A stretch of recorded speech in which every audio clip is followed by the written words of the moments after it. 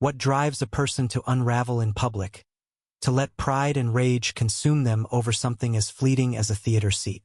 The Grand Avenue Theater buzzed with anticipation that chilly October evening, its velvet curtains poised to unveil a sold-out performance of The Phantom's Lament. The air was thick with perfume, chatter, and the hum of excitement. Families, couples, and lone enthusiasts filled the ornate lobby, their tickets clutched like treasures. But in the midst of this harmony, a storm was brewing, one that would leave the audience stunned and a single woman's life forever altered. Karen Whitaker, a woman in her late 40s with sharp cheekbones and a penchant for loud floral scarves, strode into the theater with an air of entitlement that seemed to part the crowd. Her heels clicked against the marble floor, each step a declaration of her presence. She wasn't here for the art of the performance. She was here to be seen. Karen had a reputation in her small suburban community, a real estate agent known for her relentless hustle and an uncanny ability to make every situation about her. Tonight, though, she carried no ticket. She hadn't paid for one. Her plan was simple: charm or bully her way into a seat, as she'd done at countless events before. After all, who would deny her? The theater's usher, a young man named Javier, barely out of college, stood at the entrance to the orchestra section. His navy vest was pristine, his smile polite but firm. He scanned tickets with a practiced hand, guiding patrons to their seats with quiet efficiency. Karen approached him, her smile tight, her eyes glinting with expectation. "I'm here for the show," she said, waving a hand as if a ticket were a mere formality. Javier, unfazed, asked for her ticket. Karen's smile faltered. "Oh, there must be a mix-up," she said, her voice syrupy. "My friend reserved a seat for me. Just let me through." Javier's brow furrowed. The show was sold out, every seat accounted for. He checked his tablet, scrolling through the guest list. "I'm sorry, ma'am, but I don't see your name. Do you have a confirmation email or a ticket number?" Karen's face reddened, her lips pursing. "This is ridiculous," she snapped. "I'm a regular at these events. You must know who I am." Javier, maintaining his calm, shook his head. "I need a ticket, ma'am. Without one, I can't let you in."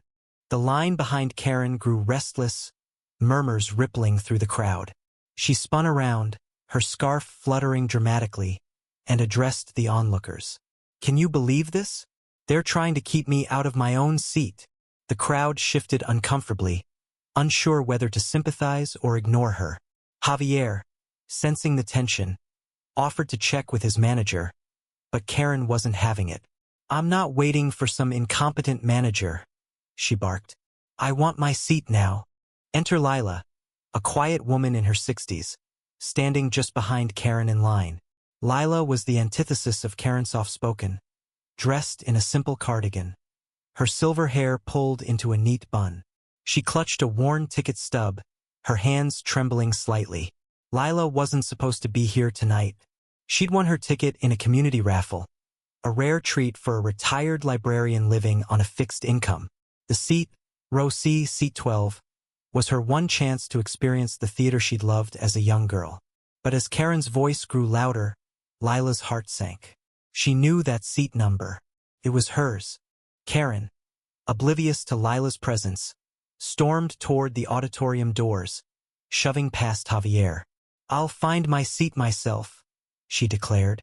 Javier called after her, but Karen was already inside, her heels echoing in the dimly lit theater. The audience was settling in, the lights beginning to dim. Karen scanned the rows, her eyes landing on row C, seat 12. A young couple sat nearby, their hands intertwined, but the seat itself was empty. Lila was still in the lobby, frozen by the confrontation. Karen plopped into the seat, crossing her arms triumphantly. The couple beside her exchanged glances but said nothing. Moments later, Lila entered, guided by Javier, who'd radioed for backup. The manager, a stern woman named Miss Carter, followed close behind. Lila's eyes widened as she saw Karen in her seat. "Excuse me," Lila said softly, her voice barely audible over the pre-show music. "That's my seat." Karen didn't budge. "This is my seat," she said, her voice cutting through the hum of the crowd. "I've been coming to this theater for years. You must be mistaken." Lila held up her ticket stub, her hands shaking more noticeably now. "This is my ticket.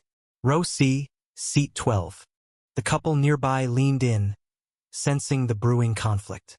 Miss Carter stepped forward, her tone professional but firm. "Ma'am, I need to see your ticket. If you don't have one, you'll need to leave." Karen's face twisted into a mask of outrage. "This is outrageous," she screamed, her voice echoing through the theater. Heads turned, whispers spreading like wildfire. "You're humiliating me in front of everyone. I deserve this seat." The audience was now fully invested, some recording the scene on their phones. Javier, standing awkwardly to the side, tried to de-escalate. "Ma'am, please, let's handle this outside." But Karen was beyond reason. She stood, pointing a manicured finger at Lila. "You think you can just waltz in here with your little raffle ticket and take what's mine? I've earned this." Lila, her face pale, clutched her ticket tighter. "I just wanted to see the show," she whispered, her voice breaking. The contrast between the two women was stark. Karen's fury against Lila's quiet dignity. The audience was riveted, but not for the reasons they'd come. Then came the twist. A man in a worn jacket, sitting in row D, stood up. His name was Marcus, a theater technician who'd worked behind the scenes for decades. He wasn't supposed to be in the audience tonight. He'd snuck in to watch the show from an empty seat, a rare break from his grueling schedule. Marcus had seen countless dramas unfold on stage, but this one hit differently. He recognized Lila not by name but by her face. Years ago, as a struggling teenager, he'd spent hours in the library where Lila worked, finding solace in books she recommended. She'd never judged him, never turned him away, even when he had nothing. "Lila," Marcus said, his voice steady but loud enough to cut through Karen's tirade. "You don't have to beg for what's yours." He turned to Karen, his eyes blazing. "This woman has more right to that seat than you'll ever have. She's not here for clout or ego. She's here for the love of this place. You're just loud." The audience gasped, some clapping softly, others murmuring in agreement. Karen, for the first time, seemed to shrink. Marcus's words weren't just a defense of Lila. They were a mirror, reflecting Karen's hollow bravado.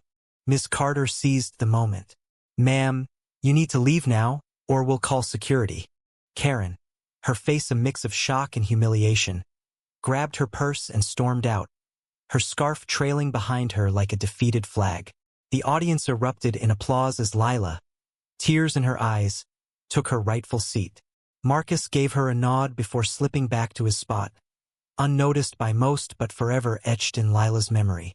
The show went on, the actors delivering a performance that moved the audience to tears. But for Lila, the real drama had already unfolded. She watched the stage, her heart full, but a quiet sorrow lingered. Karen's outburst wasn't just about a seat. It was a glimpse into a life driven by desperation for validation, a life that might never find peace. Lila, who'd spent her years giving quietly, felt no triumph in Karen's downfall, only pity. As the curtains fell and the audience rose for a standing ovation, Lila stayed seated, her ticket stub still in her hand. She thought of Karen, now alone somewhere in the cold night, her pride shattered. The theater, a place of stories, had revealed a truth too bitter to ignore. Some battles, fought for nothing, leave only scars. Lila slipped out quietly, her heart heavy with the weight of compassion for a woman who'd never know it. "Nd.